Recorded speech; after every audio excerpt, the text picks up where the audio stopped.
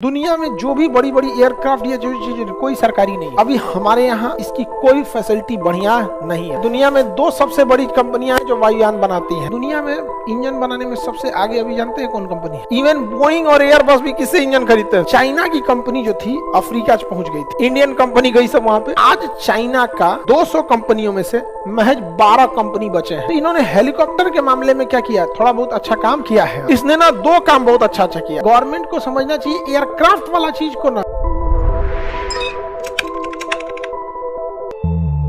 Aircraft वायुयान बनाना अभी हमारे यहाँ इसकी कोई फैसिलिटी बढ़िया नहीं है। हवाई जहाज में सबसे ज्यादा झमेला का जो चीज है वो उसका इंजन।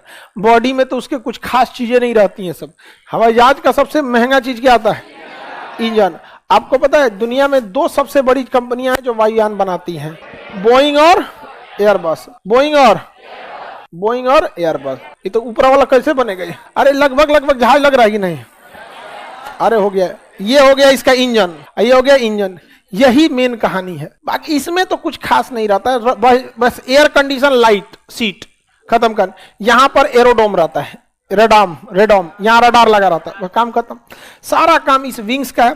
इस विंग्स में लगा होता है फ्यूल, इस विंग्स में होता है ब्रेक, इसमें होता है स्पॉइलर, इसमें होता है एलिरॉन। इस सारा चीज इसी में, दाहिने बाएं ऊपर नीचे सभी विंग्स से होते रहता है। इसमें तो आदमी बस बैठल रहता है, बस इस समय का सबसे ज्यादा झमेला क्या होता है? इंजन। ऊपर नीचे ले जाने के ये स्टेबलाइजर होते हैं। यहाँ पे एक तो वर्टिकल स्टेबलाइजर भी होता है, यहाँ पे एक तो बीचों में इसे लगा होता है वर्टिकल स्टेबलाइजर। यहाँ पर तो इंजन में सबसे महंगा मिलता है।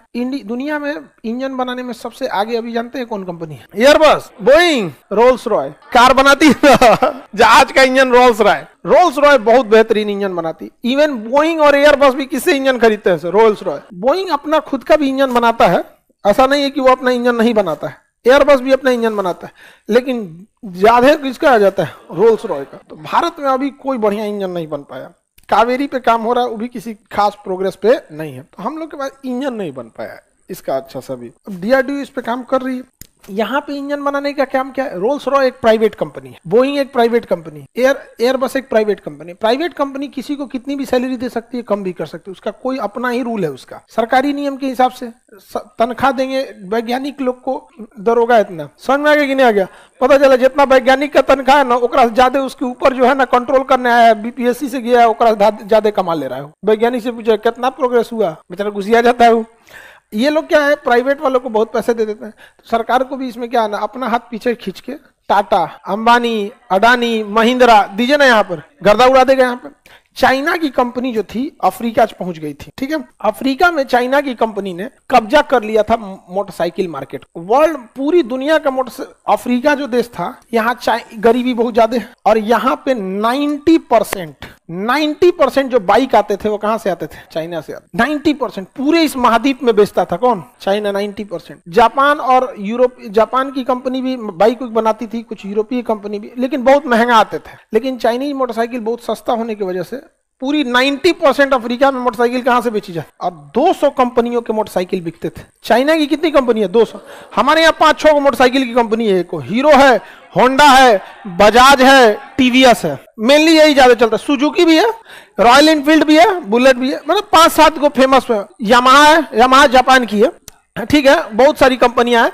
मतलब आपको यही अपाची गदा टीवीएस की है कंपनी। टीवीएस है ना, बाइक का नाम बता देता है गधा सब। वहां 200 से ज्यादा कंपनियां थी सब। सोचिए, किसी महाद्वीप पर कब्जा। आप समझ रहे हैं, भारत नहीं है, महाद्वीप पर कब्जा।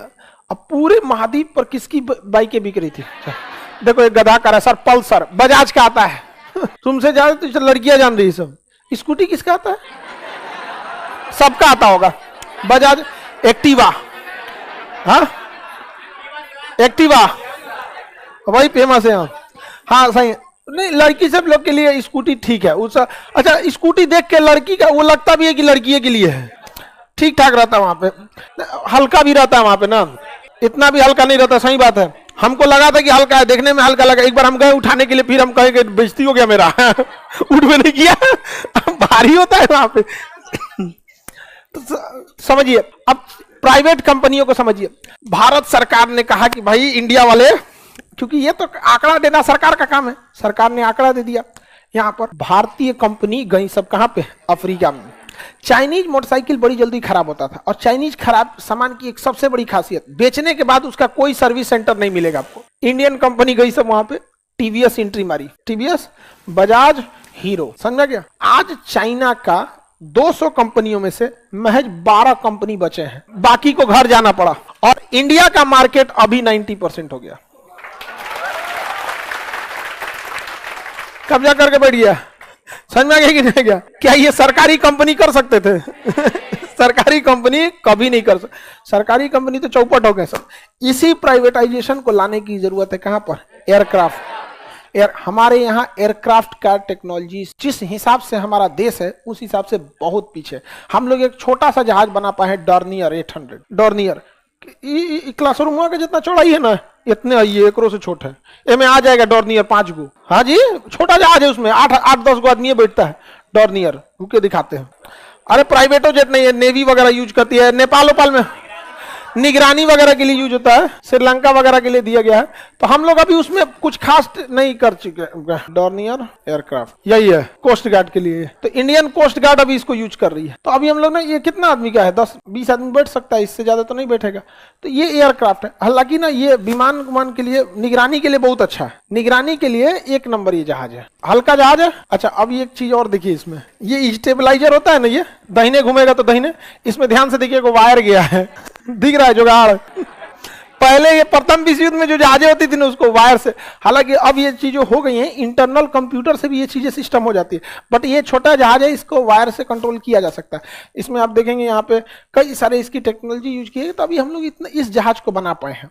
जबकि पूरी दुनिया, चाइना को देखेंगे C-295 ऐसे करके जहाज बनाया है, C-229 ऐसे करके। दुनिया कहां से कहां जा रही है। हम लोग का एयरक्राफ्ट के मामले में बहुत पीछे हम। HAL की जिम्मेदारी है हिंदुस्तान एरोनॉटिक्स लिमिटेड, लिखा है कि नहीं? जिसमें 1940 में बेंगलोर में हिंदुस्तान एरोनॉटिक्स, ठीक है, लिखा HAL। ये पूछेगा क्वेश्चन, 1940 में स्थापना हुई थी HAL के। इसने ना यात्री विमान या बड़े जहाजों में अभी बहुत बड़ा हासिल कुछ नहीं किया है, लेकिन डॉर्नियर जहाज को इसने बनाया। इसने ना 2 काम बहुत अच्छा किया, एक ध्रुव, एक रुद्र, 2 हेलीकॉप्टर बनाया, 2 हेलीकॉप्टर बनाया। एक कौन सा? ध्रुव, HAL और DRDO ने मिलकर, और एक रुद्र हेलीकॉप्टर, रुद्र 2 हेलीकॉप्टर बनाया है। उसी का एक वो है रुद्र। अरे एक लाइट कॉम्बैक्ट एयरक्राफ्ट, LCA, प्रचंड LCA। तो इन्होंने हेलीकॉप्टर के मामले में क्या किया? थोड़ा बहुत अच्छा काम किया है यहाँ पे। लेकिन अभी भी देखिए अपाची और चिनूक जैसे हेलीकॉप्टर के मामले में हम लोग बहुत पीछे हैं। तो एक गवर्नमेंट को समझना चाहिए, एयरक्राफ्ट वाला चीज को ना क्या करना चाहिए, प्राइवेट है। फिर प्राइवेट वाले कुछ करेंगे नहीं ना, सीधा क्या करेंगे, सब रोल्स रॉय में जाएगा टाटा का एक आदमी, कितना मिलता है सैलरी, कहेगा 5 करोड़, आ जाओ टाटा में 6 करोड़, हो गया। इंजीनियर को कौन चीज जाता है, नाम तो उस पर रोल्स रॉय का रहेगा ना, इंजीनियर का कौन नाम उसमें नाम आने वाला है। बड़े बड़े कंपनी यही ना करते हैं सब। भारत से कंपनी चली गई सेवरलेट, सेवरलेट गई है कि कौन सी कंपनी? फोर्ड गई है। सेवरलेट तो उसकी गाड़ी का नाम था, कंपनी का नाम था फोर्ड। फोर्ड की गाड़ियों की सबसे अच्छी खासियत थी कि उसका गियर बॉक्स बहुत अच्छा आता है। गियर जो होता है ना, गियर चेंज करने में कभी कभी फंस जाता है, नहीं तो गर करने लगता है। तो जो 4 व्हीलर चलाए हो ना, उनको गियर की एक समस्या बहुत भयानक होती है।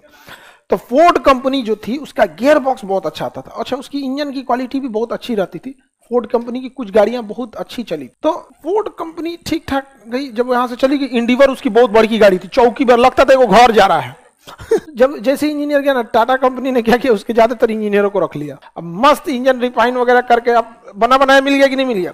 तो प्राइवेट कंपनियों को ये सब चीजों से काफी ज्यादा फायदा होता है। दुनिया में जो भी बड़ी बड़ी एयरक्राफ्ट या जो चीजें, कोई सरकारी नहीं है, सबका सब क्या है, प्राइवेट। सरकारी को पता है कि हमारा तुम नौकरी नहीं ले जा सकते हो, करे चाहे नहीं करे। अच्छा, उसको पता भी है कि हमारा तुम प्रमोशन भी ज्यादा नहीं कर सकते हो, जान दे दे तब भी। प्राइवेट में नौटंकी कीजिएगा, अगले दिन मेल आएगा, you are fire from company.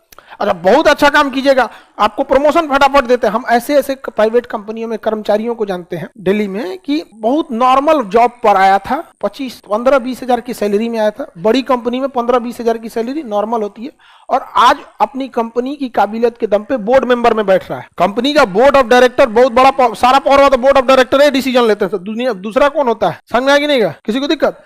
तो भारत का एयरक्राफ्ट के सेक्टर में कोई बहुत डेवलपमेंट है नहीं।